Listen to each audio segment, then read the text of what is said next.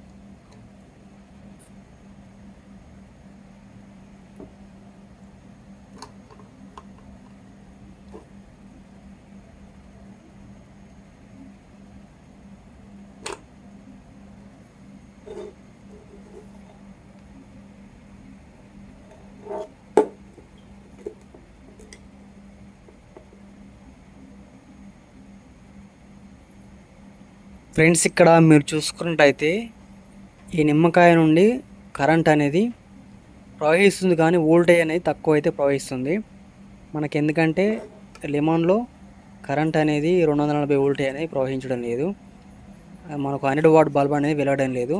అందుకోసమే నేను 9 what bulb అనేది ఎల్ఈడి బల్బ్ అనేది పెడుతున్నాను.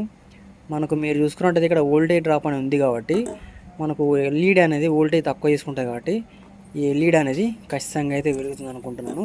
ఒకసారి దీనైతే ట్రై చేసి చూస్తాను. చూడండి, నేను కనెక్ట్ అయ్యి చేస్తున్నాను. ఇక్కడ మీరు చూసుకున్నట్టయితే మనకు ఎల్ఈడి బల్బ్ అయితే వెలుగుతుంది. ఎల్ఈడి ఎందుకు వెలుగుతుంది అంటే ఇక్కడ నిమ్మకాయ నుండి మనకు 240 వోల్ట్ అయినా ప్రవహించడం లేదు, వోల్ట్ అయినా తక్కువ అయితే ప్రవహిస్తుంది. అయితే అందుకని మనకు ఎలోజన్ బల్బ్ అని వెలవడం లేదు, ఎల్ఈడి అయితే వెలుగుతుంది. ఇది ఒక వోల్టేజీ తగ్గించడానికైతే ఈ లెమన్ అనేది ఉపయోగపడుతుంది. చూసారు కదా, ఇది లెమన్ అనేది ఎంతసేపు వెలుగుతుందని మళ్ళీ ఒక వీడియో తెలుసుకుందాం.